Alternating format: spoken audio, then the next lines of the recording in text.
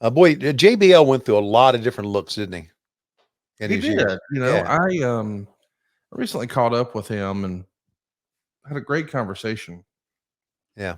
about the first time he won the world title over at adfreeshows.com. And he's one of those guys I feel like everybody has a preconceived notion Yeah. because of things they've heard or things they've read. But then when you Mhm. meet that person, you're like, well, that was way different. Of course. And I've had that happen a few times. I mean, I was convinced Tully Blanchard was a horrible human being. And then I met him and I'm like, this is the nicest guy ever. Yep. And I had heard all the nightmares about dealing with CM Punk, but when we had him at Starcast, he could not have been more awesome. I mean, it was just a breeze. And Right. I've heard a whole lot of bad things about JBL, but I got to meet him through Bruce Pritchard years ago. Dude, he's like the nicest. I mean, most of what he spends his time doing is charitable works. Right. Like, I don't think a lot of people know that because he doesn't put it all over his social media, but it's not like that dude is trying to figure out how are we going to make a mortgage payment this month. Right. So he's just dedicating all of his time to that. And you compare and contrast that with this badass wrestling character he played or the real piece of shit heel that he played. Right. And it's just hard to wrap your head around. But I think he was of a bygone era where, hey, as long as they hate me, I did my job right. Doesn't matter why they hate me. Yeah. Right. Yeah. Exactly.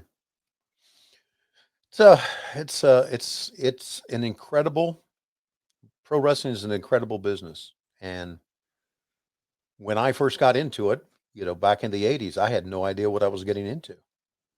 But I loved it so much, and through I don't being in the right place at the right time, right?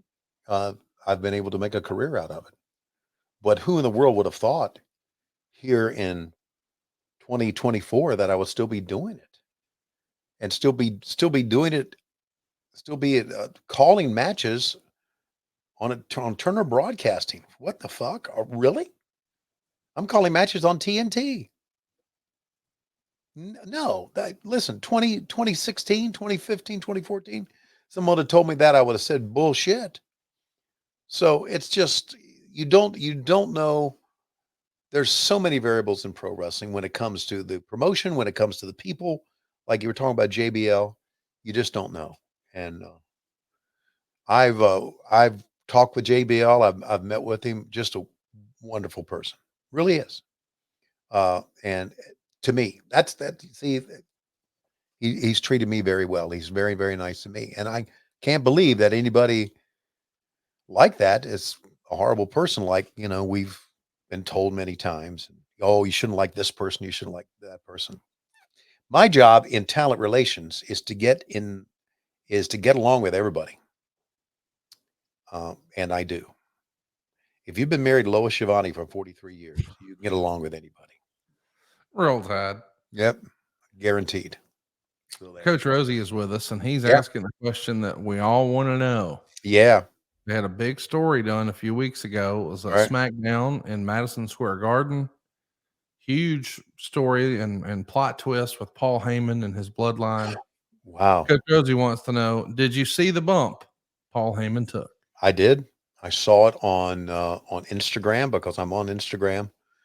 I don't go on Twitter, but I go on Instagram because I like to put things about my dogs on there.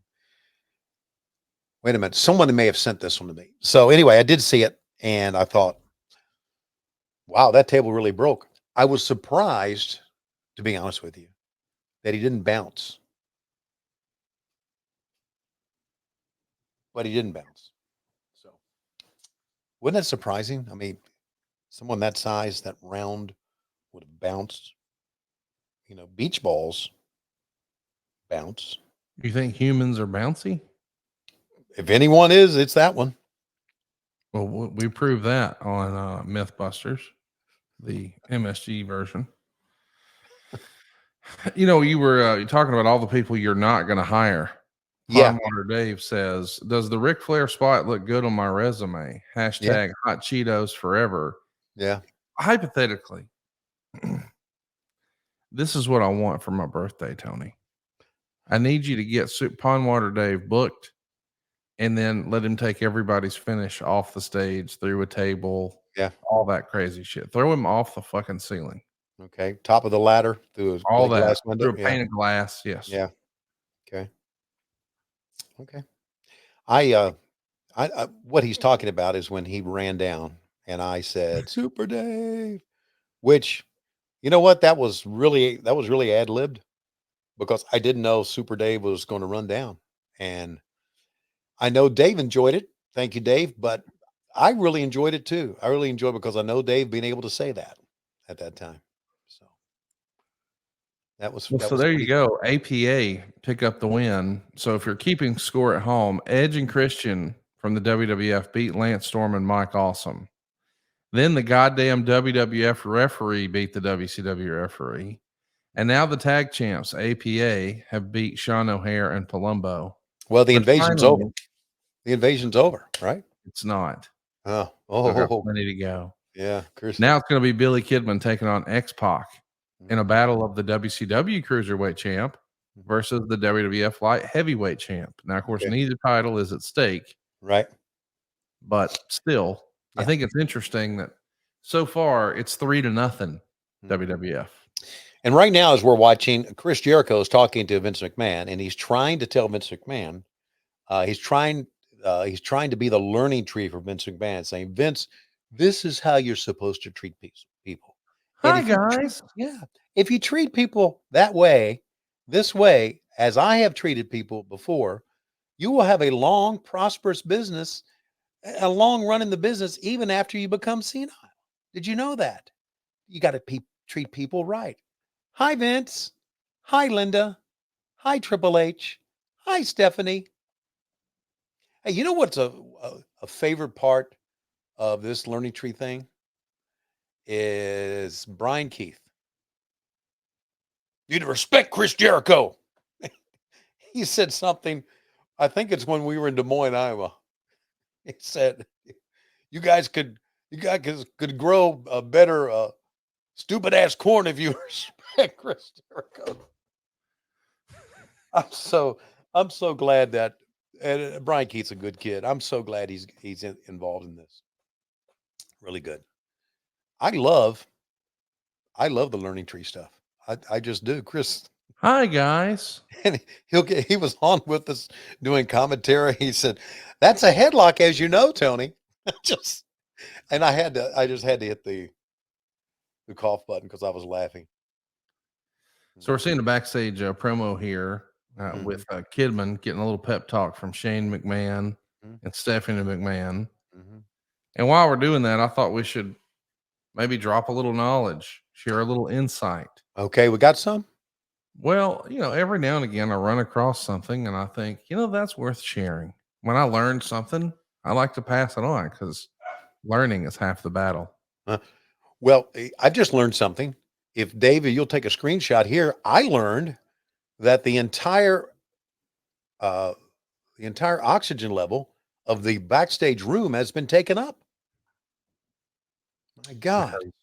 Because There you go. Heyman was there. Yeah. There you go. Okay. So what were you saying? Go ahead. Well, I just want to drop some knowledge. I think you've probably heard the expression, you can't have your cake and eat it too. Yeah. Did you know that they have different versions of that in different languages? Different cakes or different Well, versions no, of just different versions versions of the of that same. thing. Okay. Yeah. Okay. So I wanted to share some of what I learned Okay. and have you read it. It's time for the knowledge portion of what happened when. Conrad Thompson comes up with this bullshit and Tony's got to read it. Okay. You can't Uh have your cake and eat it, which in Bulgarian, mhm. Means you can't have both the dick in the ass and the soul in heaven. Wow. do, do, do, do. The more you know here on WHW. Wow. We are just, you know what? You learned something here. You learned something. You have fun. You watch matches with us together and you have a good time and you learn something. And I think what we've learned, not only do we learn that saying today, but we learned that you should probably keep your own job and be happy with it and stay out of pro wrestling.